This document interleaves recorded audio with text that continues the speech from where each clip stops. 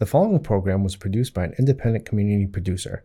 The opinions expressed do not necessarily reflect those of the ECAT staff or board of directors.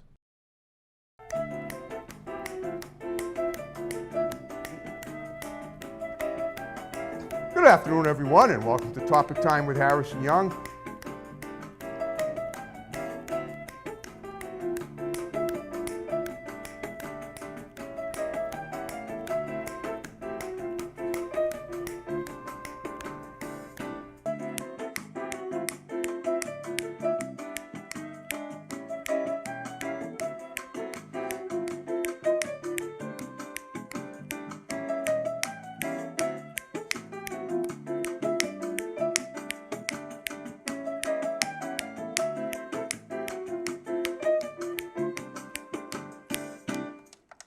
Good afternoon, everyone, and welcome to, would you believe, the final Topic Time show of May of 2024. What a year it's been for the show.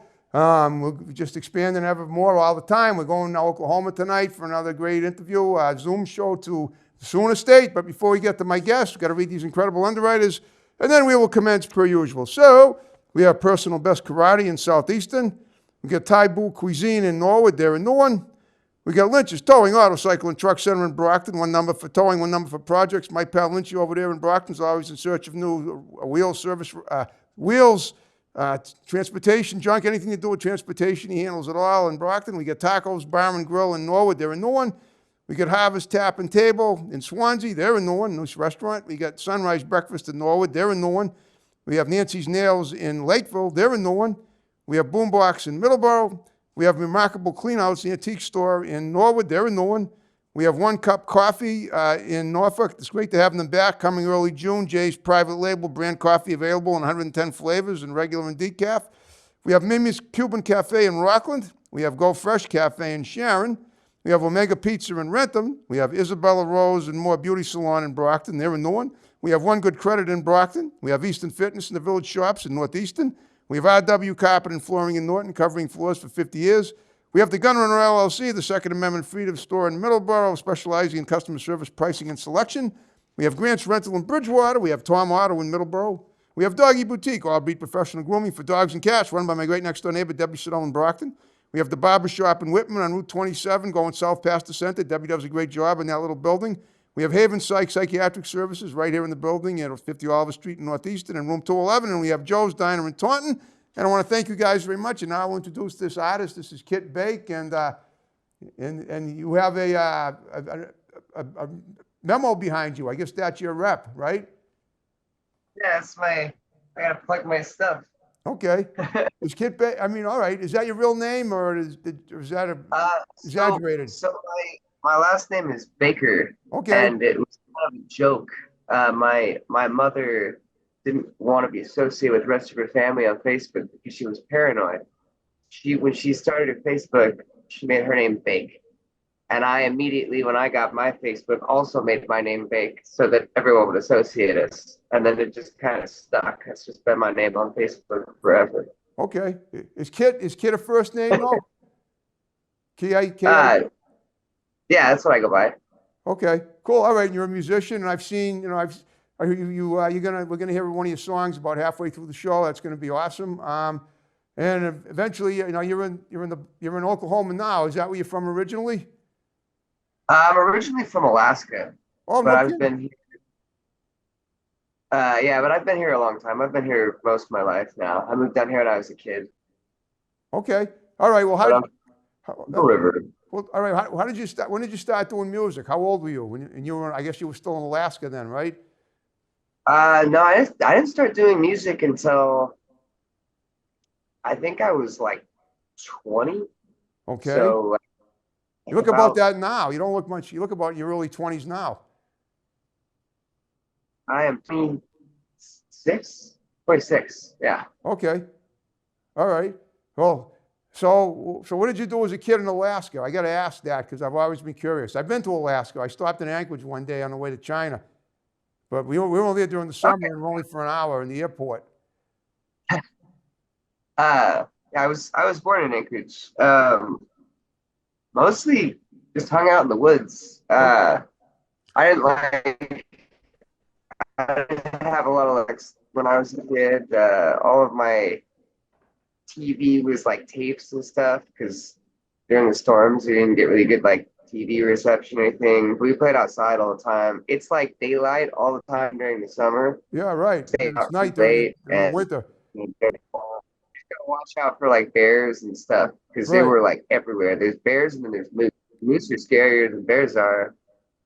You really see where some of the stories from like monsters in the woods come from when you see a moose for the first time because they're terrifying. Wow. Yeah, that's what I figured. I heard about that. Kodiak bear, they call it. That's the big one.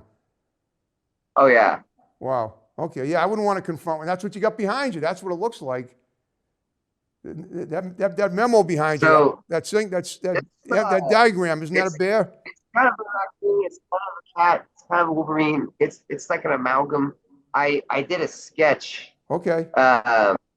of what I wanted for my logo, and I sent it to my friend who does uh uh like art for his band all the time. Okay. And so I showed him this sketch, Yeah. Okay.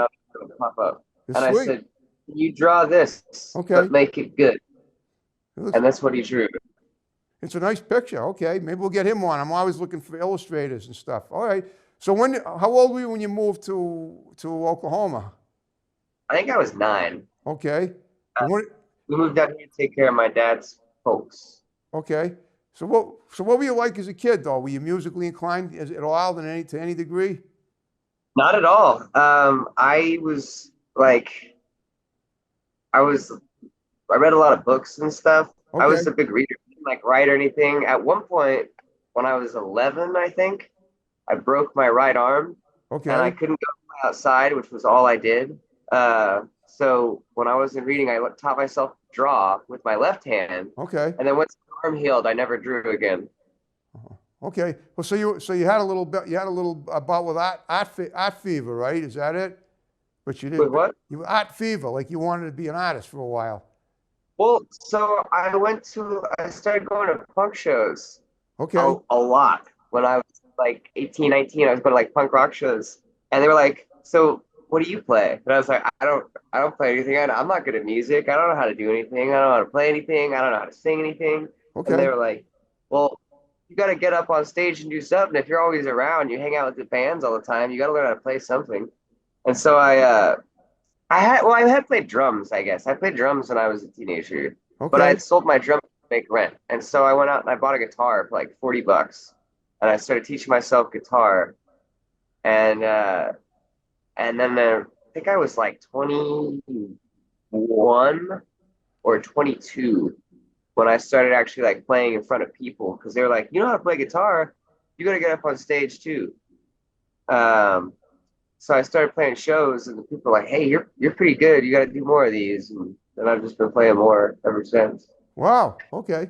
So basically, you had a hidden talent for music that was brought out by other people encouraging you to do it, to show it, right? Oh yeah, yeah. Okay. I had Okay. never even considered trying music. Well, I always say everything happens for a reason, and you're proving that, right? You know, you proved that, and that's awesome. Okay. And so, how far have you taken it since then? Um, well, I mean, I'm about to just make a career of it. In July, I'm gonna leave Oklahoma finally, and I'm gonna go on tour. Wow. And I'm kind of be making it up as I go along. But I know a lot of artists in a lot of different cities, and Yep. so I have a lot of places I know I can go play at. But I'm gonna eventually end up settling in Massachusetts, hopefully. Okay. If I don't make it by the end of before winter, I'm gonna have to go down winter in New Orleans. But Okay. Yeah, you mentioned Massachusetts. You're gonna come here then? oh yeah, Okay. Well, I mean, you're just gonna come here to perform to perform for some shows, or you're gonna resettle here?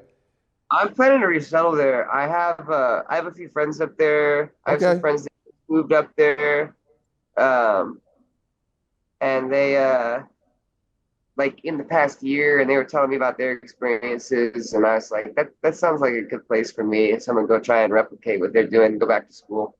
All right. Are you now? Did you go to college at all?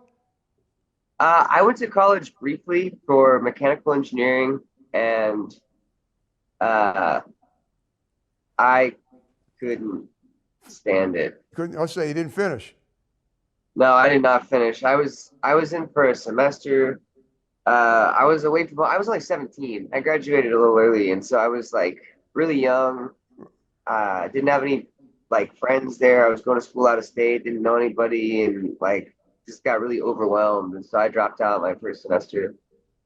Okay. Well, you know, I mean, there's always, you can, if you want to go back someday, you will. If not, then you'll do something else. That's life. You Oh gotta, yeah. you gotta feel the water and feel what, you know, what feels right for you, obviously. Um, okay. Do you know what part of the state you're going to be settling in? I mean, what town, do you know what towns are the people that that your friends would live in? Do you know? So I'm gonna travel around a little bit and kind of feel it out. I know there's a lot of musicians kind of in the same scene as me up there, so I'm gonna try and play with different people and just talk to people. I've got a friend in Miller's Falls. I'm honestly looking at Worcester. Worcester. Okay. That's west of here. Okay. That's the middle Yeah. part of the state. Central Mass. Yeah, there's a lot of good performers out there. You'll probably fit in very well. I've had a lot of rappers and you know from the Worcester and the Springfield areas on my show over the past few years. But and you like and All right. you now how would you speak now? So how would you define your genre of? You say you're a punk rocker? I would say I'm more of a like punk punk inspired folk musician or singer Okay, songwriter. I play like uh acoustic music primarily. Um, yeah, I don't know. It's just like personal. I'm just writing about my experiences and stuff. So it's kind of like Americana, folky. okay. Now you write your own stuff, right? Yeah, Uh, yeah. I write all my material. Are you currently in a band out there in Oklahoma? No, I just play by myself.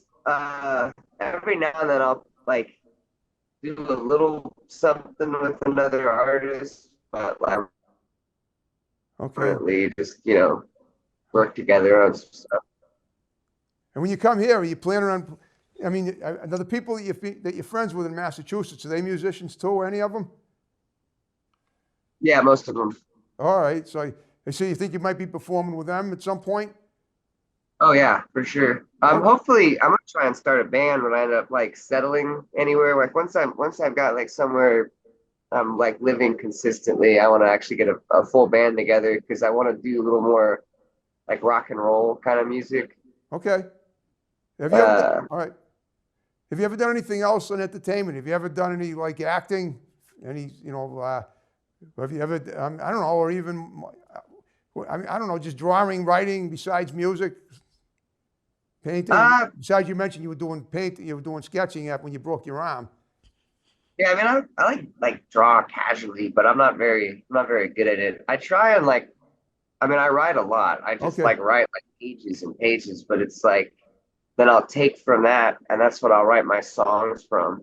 Oh, I see. You write like little stories, and then you turn them into music. So, Yeah. okay, that's Like awesome. Okay. Now, have you ever taken lessons anywhere? You say you mentioned you went to college, but you didn't say if you went for music at all. Did you take music lessons as a kid, or do something like that, or take them any? I took piano lessons as a kid Okay, so you from did. my grandma. Oh, That okay, was it. I taught myself to sing. I couldn't sing at all. I taught myself off YouTube how to play guitar. I've been I'm consistently teaching myself. I'm like teaching myself how to write music, which is right. really Okay, interesting. There's like a format to that. There's like a skill to like the writing the music, and like learning all the theory involved. So I just like read about it and then try and apply it. And then I write a whole bunch of music that I never play for anybody. It's just like to practice. oh, I understand. That's cool. I'm like I get like a good song kind of like in the current. It's like you have a good one because it just comes to you. Like you like wake up in the middle of the night, like I gotta write this down Great. and then I'll play it as soon as I can, kind of thing. But then most of the time when I'm just trying to write stuff, I don't ever actually play that in front of people. It's just for me to practice. Okay, have you ever been on the radio at all out there or anywhere else? I don't think so. I've been on like some Oklahoma compilation albums that have like circulated around here. Oh, okay. but just like they're just like recordings of live performances I did because I didn't start recording anything until recently, and I Okay. haven't done any professional recording yet. But I'm gonna try and get some stuff done before I leave. Okay. Do you have, I mean, I know you're not in a band currently, but do you have anyone that does production for you? Have you ever, I mean, like, I noticed that's something you sent me on YouTube. Is there some other people that like will edit your songs for you, to make them nice in a video? Have you ever done that? Like, Uh, I've got a few friends that do production, but they're like um, mostly like amateur production. I have a few people that produce other bands and stuff around here, but they're all like in bands making music, and so then they want to start doing it themselves. And they're like, "Hey, I want to record you," so I'm gonna try and work with a couple of them when I have the opportunity. Most of them are out towards like Tulsa though, and I live okay. in Oklahoma City currently, so it's like a couple hours drive. Okay, yeah, it's good. Yeah. Well, anyway, we're about halfway through the show. Now we're going to watch a little of Kit Bake's one of the songs, and we're going to come back and talk about it. So stay tuned and listen to the song, and we'll be right back. Okay, the song's called Idiocracy in 1984.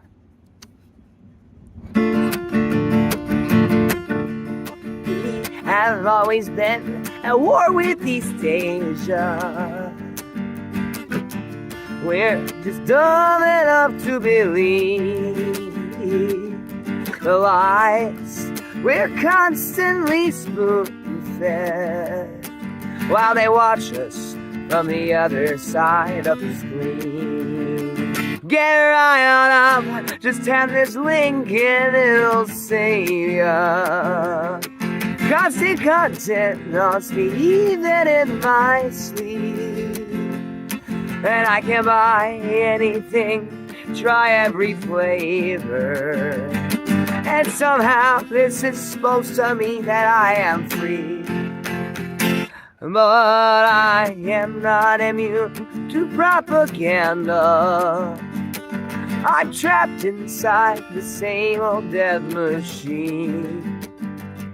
The pilot seats of evil gods all I abandon as we suffocate inside their autonomy. Get right up, just tap this link and it'll save ya. Constant content haunts me even in my sleep. And I can buy anything, try every flavor. And somehow this is supposed to mean I'm free. Oh, that was great. Tell me what we just watched. So that was a video I did like right after I wrote that song. It's kind of a rough song, but I was like, I want to take a video of this because I like this song. But I don't know. I just been sitting around. I was kind of like upset about like kind of like late stage capitalism. Like I feel like everything is an advertisement now. Everything is like targeted. Everybody's trying to sell you something, and it's just this pervasive idea that like, oh, you just need to buy the next thing to make you happy. And I was kind of down about it, so I wrote a song about it. Oh, that's Uh, and then also like, there's this thing I think about all the time. I used to work in door-to-door sales for a while, and one of the things I did in door-to-door sales was I sold AT&T products. And while working as a contractor salesperson for AT&T, I kind of realized, like talking to a few AT&T employees, that there are only a few AT&T employees. There's almost everything is contracted, almost everything is automated. It's all of these systems, everything's outsourced. And there's only a few employees that are actually like running this business. And a lot of what they're doing is like, it doesn't make a lot of sense because it's all automated. All the decisions are basically made based on like, oh, this made a profit in the past, so it'll work again. So we're going to keep doing it. So they do things that if you were to stop and just think about it logically, it might not always make sense because it's just like giant machine at this point. And I was realizing a lot of these corporations, there's not like as much thought going into the actions they're taking. It's just a big automated machine, and they're like running all of our lives essentially. okay. And that was wild to me, and I think about that all the time. So basically, you're you feel that that society is being dehumanized by machines. Is that it? Oh yeah, Oh, absolutely. okay. Now you know what I just gave. I don't know if see, and you know, there's over the years there's been like a lot of hype about that, and a lot of now we got AI and everything, and you just now we can't tell is it real or is it Memorex, and there's so much fakery going on, and that inspired you to write a song, and that's amazing. So what you want to do now, what you need to do is write a song about how great it used to be when there was before all this 21st century technology started running us, and so and how great and how you wish it was all back again. If you're old enough to remember that, I don't know. You don't look too old, but but that might be something to consider writing about. But I mean, that's up to you. But I don't know. I sort of get the sense that you could be you might try writing something like science fiction and maybe converting that into a song. Somehow, I think you could do that. It would be unusual, but it would be. I've always loved science fiction. I started with like the original science fiction authors, basically from like the 19th century, like Jules Verne and H.G. Wells. Yep, And I read everything they had, and I started reading like the stuff, like all the pulp stuff from the 20s and 30s, and then got into like Bradbury and Heinlein and all the. I devoured so much science fiction as a kid. I literally read everything I could get my hands on. One of my favorite genres. I think that some of the most interesting ideas I've seen in fiction are presented in science fiction, because it's like grounded enough in reality, but it's also speculative enough. Like there's enough, you can bend the rules of reality and imagine a different world, but it's still grounded in our world. And so you can still like tie yourself to the story, and you see yourself in the story in sci-fi. So I've always loved sci-fi. You had a feeling. You sort of came across to me as someone who did and who gets it, who has like an in-depth perception of the meaning of life and all this stuff, and and the fascination with all the possibilities that seem to appear around us all the time. But so many things in this life are seemingly crazy because they're unexplainable, and yet we take them for granted because we live with them every day. And I think you and I both get that. Get that fascination about that. I think we spend a lot of time, internalizing in our brains and our souls about stuff like that. And I'm guessing that inspires a lot of your music. Was that right? Yeah. I'm just sitting and stewing on it. Right. Exactly. Okay. Now, when are you coming up here to Mass? What do you have? You say in the summer? Probably like late summer. Probably like. Sometime in August, okay. I would say, because I'm going to be going to Denver in the beginning of July, and I'll be out in Denver probably most of July, and then I'm going to head over to Nashville area for a little while, and then I'll head up to Massachusetts. So you basically been touring all over the country, right? Well, I did recently. I just went to Lansing, Michigan with my friend Shelby. We took her little Miata all the way up, went up to St. Louis. We saw some musicians play there. I got to play with a few really talented musicians. Then we went up to Lansing, Michigan for this festival they do. It's called Stoop Fest every year. Okay. And it's just like basically got a bunch of front porches out, and they block off streets. They play in the park and stuff like that. And then I went over to Massachusetts from there, and I met a bunch of her friends in Massachusetts. And then I flew back down out of Boston. Okay, so you have been here. It's not like you've really traveled around the country then. Oh yeah, I've been almost everywhere in the country except for parts of New England. I've been to pretty much every state, but like the Northeast coast. So. Are you a free-flowing dude? Do you have a family? Do you have, married with children, or are you by yourself? I'm by myself. Okay, that's probably good. It frees you up. You don't have to, it keeps you, it gives you opportunities to move around, and then ultimately whatever happens after that, it'll probably be a blessing. You just have to see it when it arises, and I'm sure you will. Yeah. So, okay. Tell me about your clothes. They look interesting. I mean, obviously it looks like you're trying to make a statement. It's like I'm a nonconformist. Is that right? Just curious. Say it again. Your clothes. Looks like you're trying to make a statement, like I'm a nonconformist. Okay, so I mean, it's really. So I started like patching clothes that would fall apart because I get like attached to stuff. Okay. I don't want to like. I'd rather just repair something than throw it away. And then I just kind of started doing it like stylistically, and it's kind of like, you know, a lot of people that play the music I play kind of do the same thing, but it's like kind of a way for me to like, you know, show the stuff I like or show support for a band. It's like free advertising for, you know, musicians and stuff I like. So but I try to keep it kind of consistent. I got this one. This is Barefoot, Dirty, and Free from a band called Sister Wife Sex Strike from Portland, Oregon. Cool. Okay. Awesome. This is a Max Wander patch, old Max Wander patch. Cool. And I don't have a whole lot of other patches on this one. I put a bunch of safety pins on this because I use them all the time, Yep. and so I hung a bunch of safety pins off on this so that I have them on hand whenever I need them, and I'll just replace them from time to time. Yeah, and you always have other emblems you can add. And you add and subtract them as you see fit, right? You can always you can add new patches, new pins to that jacket anytime you want. Mm-hmm.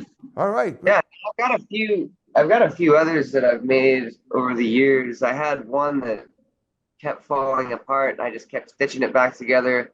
But every time I stitch it back together, I'll use like a patch or something on it. You know, I wouldn't just use a blank patch. So it's just like covered in patches. Some of them are like overlapping each other even because it just kept falling apart, and I just kept stitching it back together. That was the first one I made, and I made a couple since then. And I've tried to have like plain clothes that don't have anything on them, and I just eventually it's gonna tear or something. And I'm like, well, I want to patch it, and then it turns into another patch jacket, shirt or something. You'll always be patched out. That's awesome. Yeah. Patched and pinned out. Well, guess what? Guess what, Kit? We're down to the final 5 minutes of the show. I hope you had fun talking to me. Oh yeah. All right. Thanks for having me. Thank you. All right. Well, in the remaining time, what I want you to do is look at your unit there and give a few shouts out to people that are going to see the show, because a lot of them are, and say, you know, and that's what I ask everyone to do that I interview. You know, family, you know, friends, whatever, just people that you know that are going to see this. Well, thank you to Luda. I know you're going to see this, so hi. I want to shout out Declan from Sabretooth. He just helped me book this band from Michigan here, and I appreciate that. I want to say hi, Mom, in case you see this, which maybe we'll see. But yeah, I appreciate all y'all. Thanks to everybody who comes out and sees my shows and who's been listening to my music online. I love it. And yeah, hopefully I get to like go out and actually see all the people from out of state that I haven't met yet, because I've had people messaging me from all over the country, and I'm like, ooh, I'm gonna be in your area soon. So hopefully I'll get to see all y'all soon. That's great. I mean, you know, you're an outgoing guy, and we got 2 minutes to go. You ready to? Now, if you had a good time with me, what I want you to do is ask people that you know to, you know, give them my number. We'll get them on the show. Can you do that? I'm getting a lot of word of mouth guests now. Oh yeah, thanks for having me on. Yeah, that was fun. I'll let people know. I'll keep sharing the page. So yeah. Okay. I have one last favor to ask. When we wrap the show up, will you stick around and my tech guy will take a pic for Facebook and I'll tag you in it? Okay. All right, folks. We're wrapping up May and Topic Time Nation, and we're going to bring in with June with some great shows next week. Signing up and rolling out.